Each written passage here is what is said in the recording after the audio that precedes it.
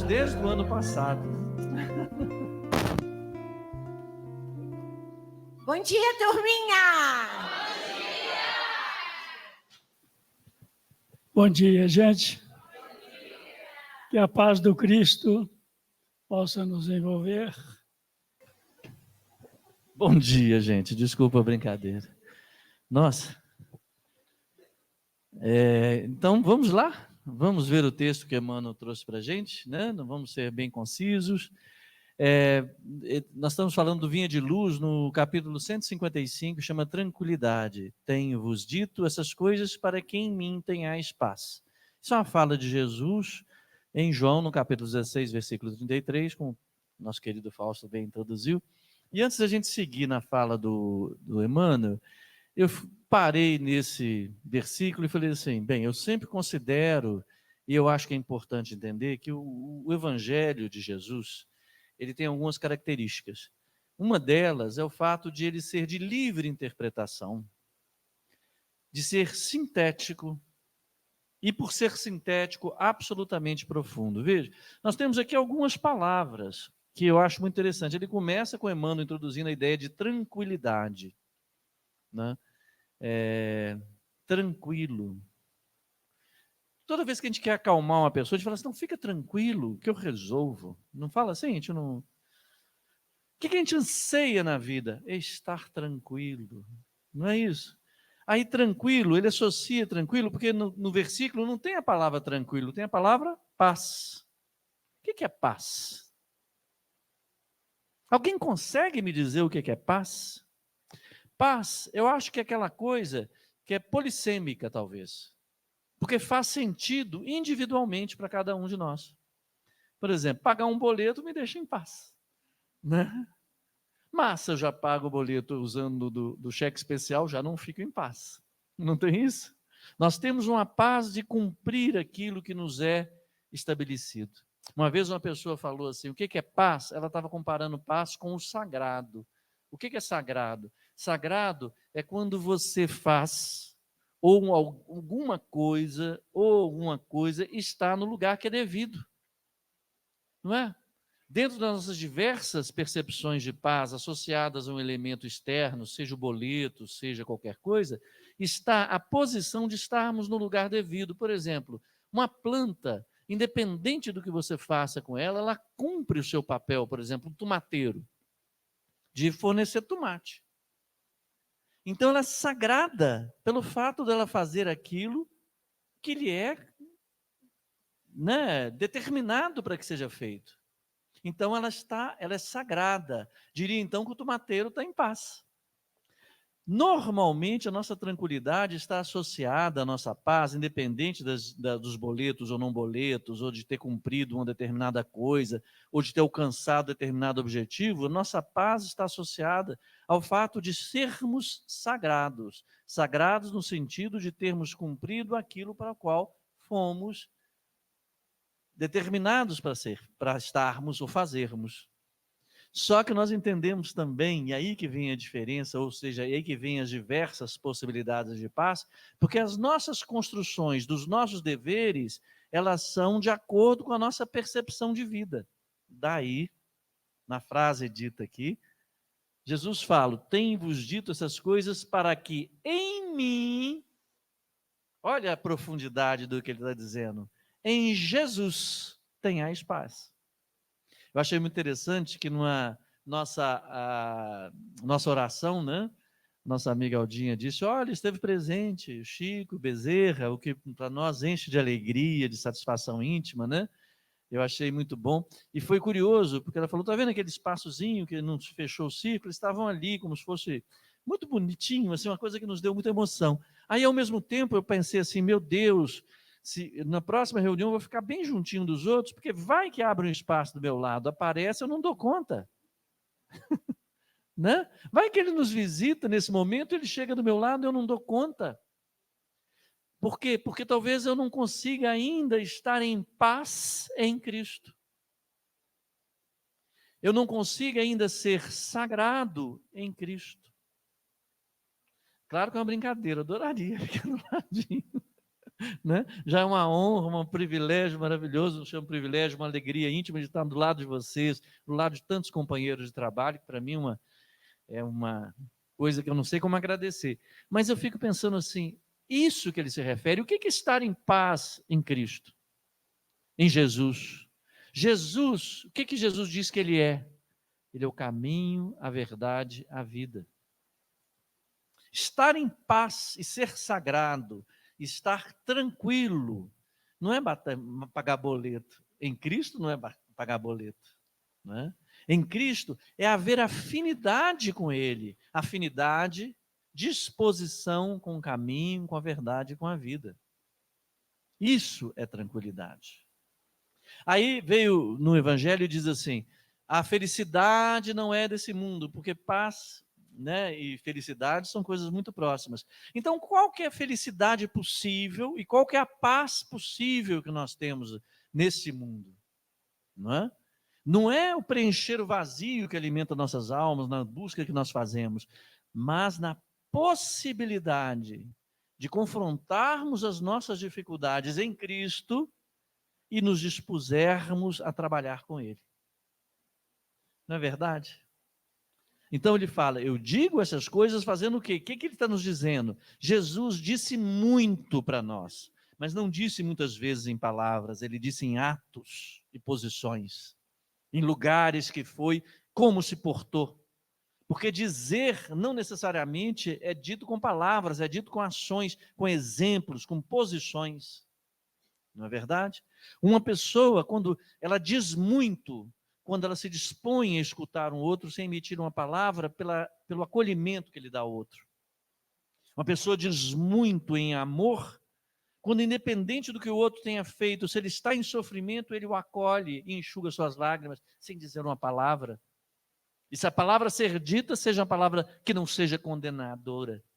Às vezes, só da pessoa chegar para você falar assim, ó, já disse tanto, né?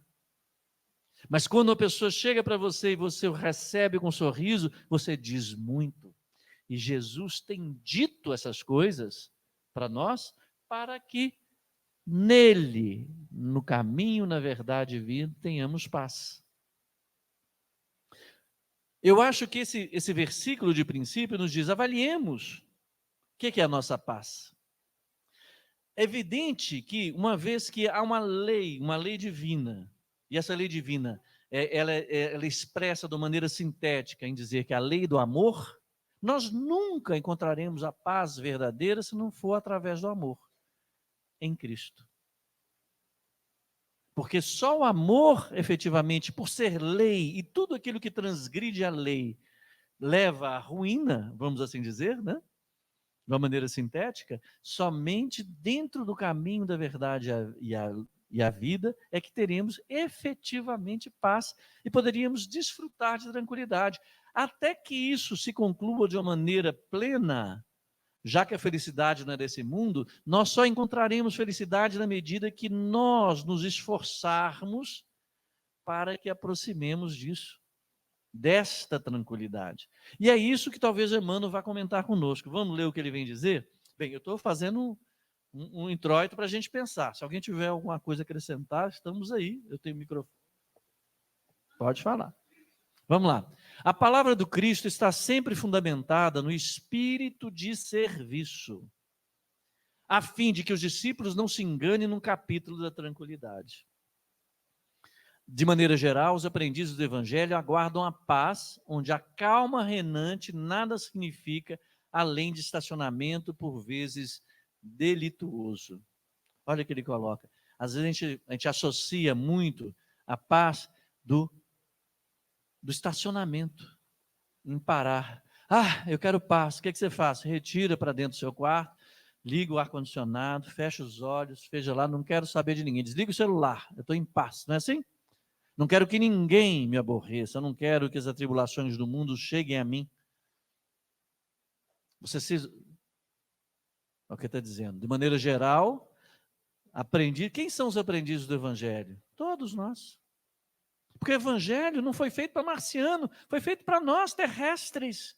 Então somos todos nós, só que alguns de nós temos sido estudantes rebeldes, que não queremos aprender com o Evangelho. mas ele se põe. Às vezes não só pela sua leitura, mas pelas exigências do mundo. Então nós aprendizes, onde a calma reinante nada significa além do estacionamento por vezes delituoso. Às vezes a pessoa tem, eu quero ficar em paz, não vou nem abrir meu e-mail, a caixa de correio para não ver boleto, ficarei em paz. Vou desligar o celular para que as demandas do meu filho, do meu trabalho, não me incomodem, para que eu me estacione, não faça nada. Olha a paz, a associação que eu faço, estacionamento. Como se nós, o que eu acho mais interessante, como se nós em algum momento pudéssemos abandonar e colocar na prateleira algo que nos aflija, ou os nossos pensamentos. Ou como se em algum momento pudéssemos, às vezes, nos desfazer desse espaçozinho que a gente não sabe localizar, mas que está sempre incompleto em nossos corações, e falar, não vou acessá-lo mais, apenas por apagar a luz, ligar o ar-condicionado, desligar o celular. Não. Nós não nos abandonamos, não é verdade? Aí a gente associa, eu quero paz, quero estacionar. No conceito da maioria, segurança reside em garantia financeira, em relações prestigiosas no mundo, em salários astronômicos. Opa, estou dentro. Né? Não, ganhar um salário de tanto, R$1.000 por mês, porque aí eu fico em paz. Quem não pensa assim? Associo a minha tranquilidade a realizações das questões do mundo. Quando eu falo eu estou dentro, porque eu sou assim. Eu estou aprendendo. Mas eu juro para vocês, chega a hora de pagar o cartão de crédito, me dá uma aflição que vocês não querem saber. Eu falo, ai meu Deus, por que eu não ouvi mamãe e não estudei? Fui ser engenheiro, assim, eu fui ser CEO, né, para ter aquele salarão. Aí eu andar de Ford Fusion, essa é uma beleza. Né? Mas nós todos ainda estamos presos nessas questões, associando felicidade, paz, tranquilidade, às realizações materiais daquilo que nós mesmos construímos. Que o cartão de crédito não foi imposto, fui eu que criei, eu que gastei, né, para satisfazer outros caprichos. Mas nós associamos a isso, olha, posições prestigiosas do mundo. Ah, se eu fosse CEO dessa indústria, vocês iam ver comigo. Mandava prender, mandava soltar, não ia ter problema financeiro. Precisei ir tal lugar, manda um helicóptero. Olha que beleza.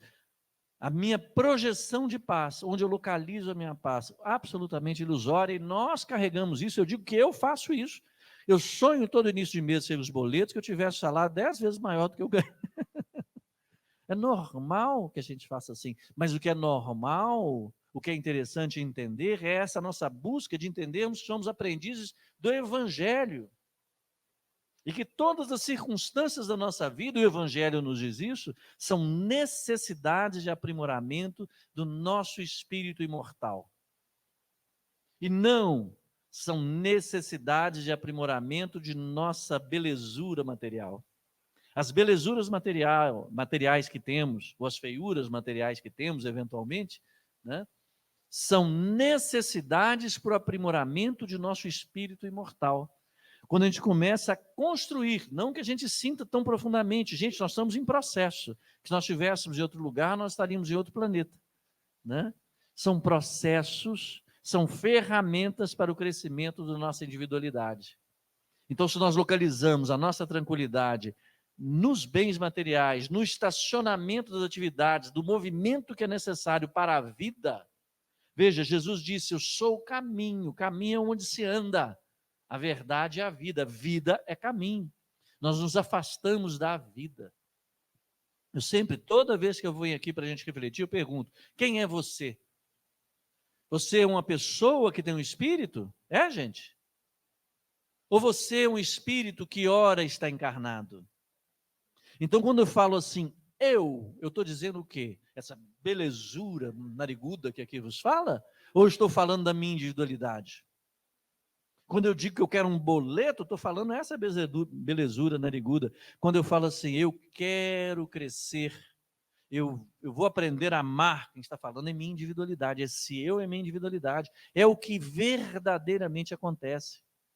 A gente não fala mais doce com aquele que nos irrita, para que a gente tenha belezura material no convívio, não. A gente fala mais doce com aquele que nos irrita para compreender a fragilidade da nossa irritação e que essa irritação é mácula do nosso espírito eterno e nós queremos crescer, queremos iluminar-nos. Porque só assim cumpriremos a lei de Deus, de nos iluminar.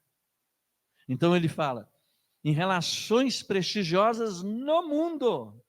O mundo, ele está dizendo, é dessas relações materiais, onde tudo são ferramentas para o crescimento da nossa individualidade. E não o contrário. Né?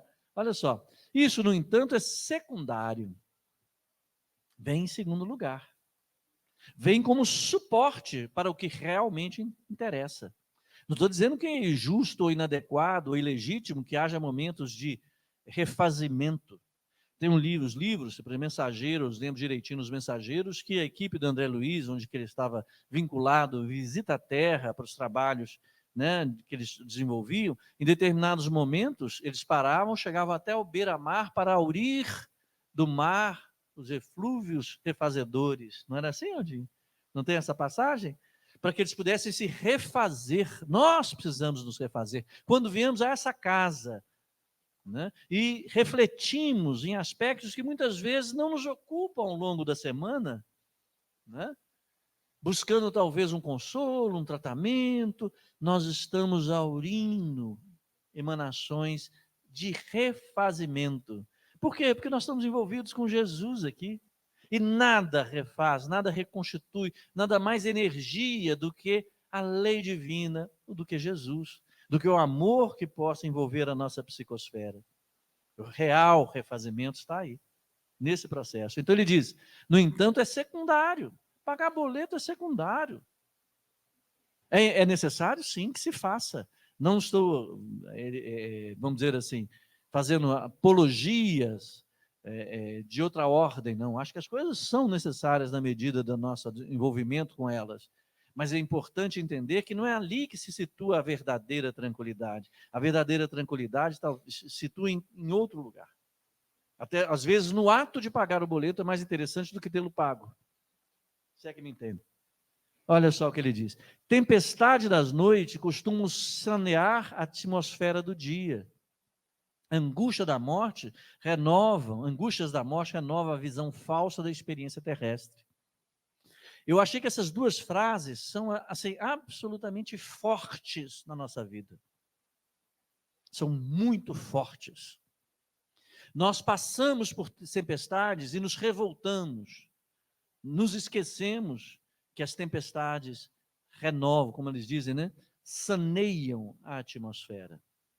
Muitas vezes nos é tirado obstáculos que nós mesmos construímos em nossas vidas de uma maneira tempestiva, porque nós poderíamos ter tido a oportunidade de ter destruído esse obstáculo para o nosso crescimento.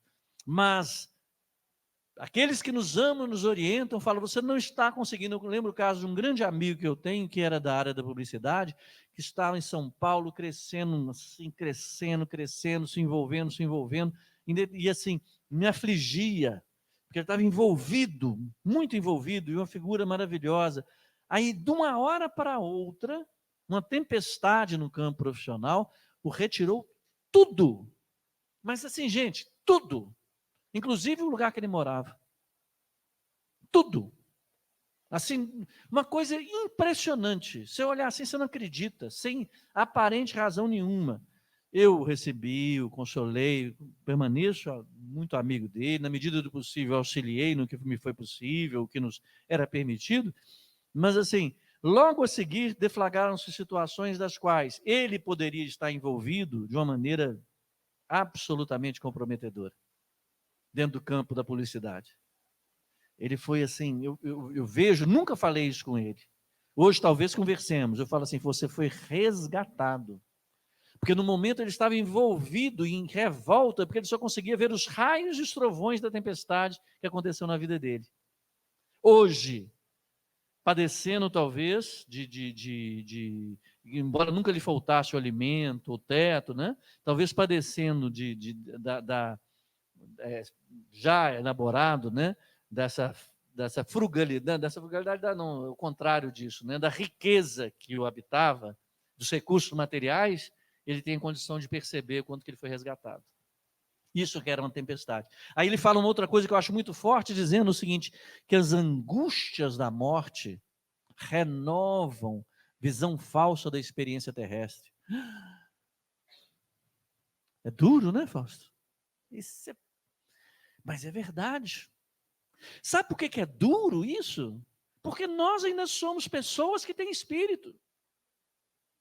Se nós houvéssemos construído o conceito de que nós somos imortais, que nós estamos vivendo passagem e que pudéssemos, e esse é o nosso dever. Olha, é uma afirmação bem categórica. Essa é a nossa disposição de construir a confiança no amor divino, de que há vida. Mas nós nos agarramos, porque somos pessoas que têm espírito, ao fato de que há morte, não há morte. Nos angustiamos de algo, porque nós ainda pensamos como homens que têm espíritos, e não como espíritos que têm a bendita, divina oportunidade de se expressar e resolver o seu crescimento com esse presente que é a nossa encarnação nesse momento, como houve presentes anteriores e haverá presentes outros. Confiar na continuidade, confiar de que os amores que nós construímos e que são nossos não se desfazem. Essa, como ele fala, falsa da experiência terrestre, essa visão falsa da experiência terrestre. Nós ainda angustiamos. O fato de angustiar com a morte não quer dizer que nós não possamos sentir saudades, sofrermos com a saudade do afastamento temporário, não quer dizer que não seja legítimo desejarmos estar mais presente às pessoas que amamos, mas o que ele reporta que muitas vezes a morte vem renovar, né, a nossa visão, porque não é fim. E, gente, isso consola. Se a confiança de que nós não estamos sozinhos, que os amores não se desfazem, nos motiva cada vez mais a construir relações mais fortes, melhores, no sentido daquilo que possa se aprimorar, com os amores que cultivamos. E os amores se fazem não de um para um, mas de um para todos. Na medida que nós construímos um amor para aqueles que nos são caros, nos iluminemos para que esse amor seja honrado. Quantas vezes as mães de Chico disseram assim, né? Se você não tem é quase como uma pulsão amorosa, né? Esse manancial, como eu estou lembrando o Aldinha falando, o Dr. Bittencourt falando, como uma dispensa de recursos tão repleto e com tanta gente ávida para receber esses recursos, você conserta, não é ali, isso é comigo. Então essa visão, isso é duro, mas porque fala da gente, fala da nossa dificuldade, né? A nossa talvez falta de confiança. Não precisa pôr nada específico, mas se a gente vai construir na confiança, confia. Aldinha fala aqui e aquilo, eu às vezes, toda vez que eu estou triste, eu repito, confia, seu feioso, confia, seu bonitão. Depois que eu confio, eu fico bonitão. Não é verdade? É isso que nos dá. Aí ele diz, vale mais permanecer em dia com a luta que guardar-se alguém no descanso provisório e encontrá-la amanhã com a dolorosa surpresa de quem vive defrontado por fantasmas. Quando Jesus fala, digo essas coisas para que fiquem em paz em mim, o que Jesus faz? O que ele fala? O que você faz, Jesus? Ele fala, meu pai trabalha até hoje e eu também. A paz de Jesus é caminho. A paz em Jesus é caminho. E esse caminho é verdade. Por que a paz de Jesus é caminho? Porque amor é verbo. Não, uma amiga minha literária falou assim, não, ele é substantivo, mas o sentido é de ação. Então, em homenagem a ela, eu digo, amor é substantivo, mas é de ação, é um substantivo de ação. Ela é especialista em português, aí eu fiquei com vergonha, mas a ideia está aí colocada. Sabe, a verdade é caminho, e caminho, a ação é vida. Então, quando nós nos estacionamos, nós não encontraremos paz, porque essa paz não é vida. Não há vida no estacionamento. Não há vida no desejo. Tem um caso de uma pessoa que fala, meu sonho é receber sem trabalhar. Ela construiu, gente, não é só um caso, tá? Isso não é verdade para todo mundo, não, mas se traduz em verdade das atitudes que a gente escolhe, tá bom? Aí o que aconteceu com ela? Ela teve um problema, ficou inválida, teve que ir para casa e foi aposentada compulsoriamente, continua sem trabalhar, sem fazer nada e recebendo, não fez o sonho dela. A vida? Não. Não é? Porque ela quis estacionar-se. Agora, isso não quer dizer que seja legítimo em determinado momento a gente entregue a labuta que nos exige atividades físicas, concentrações das quais a nosso desenvolvimento material não consiga mais, que a gente queira aposentar, não há dúvida nisso.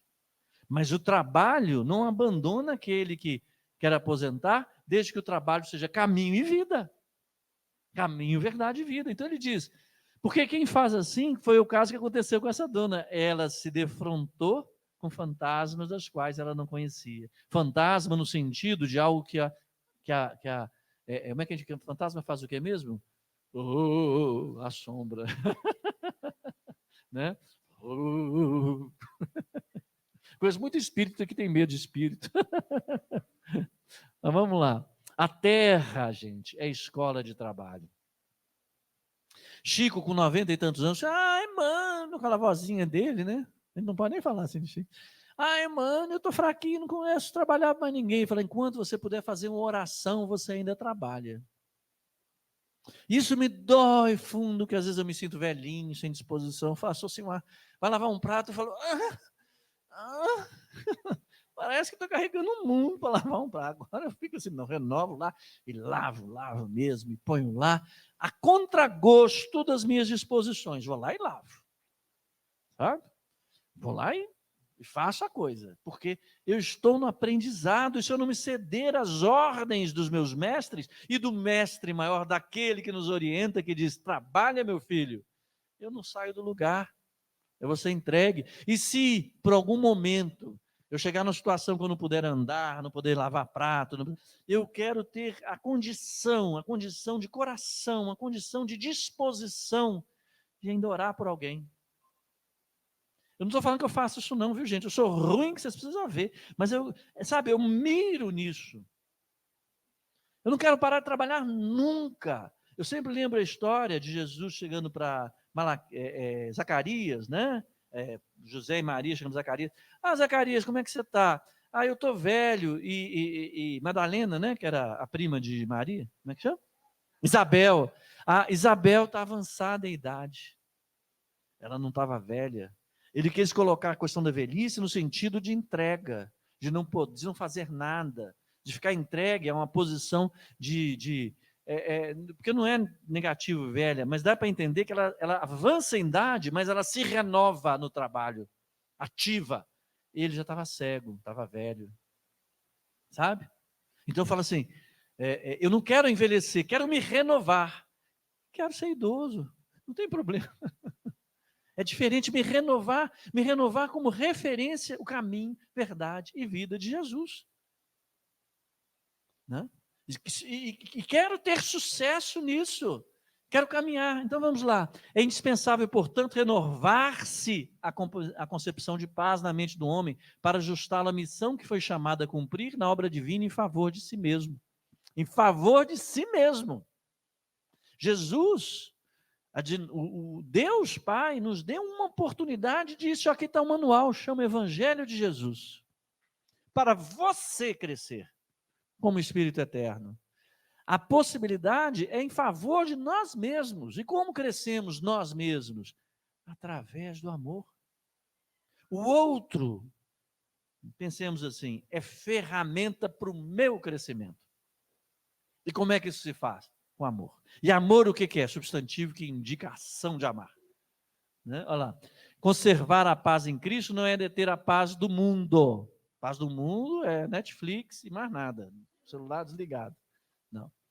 É encontrar o tesouro eterno de bênção nas obrigações de cada dia. Não é fugir ao serviço, aceitá-lo onde, como e quando determine a vontade daquele, com A maiúsculo, né, que prossegue em ação redentora junto de nós em toda a terra. Muitos homens costumam buscar a tranquilidade dos cadáveres. Isso achei duro. Né?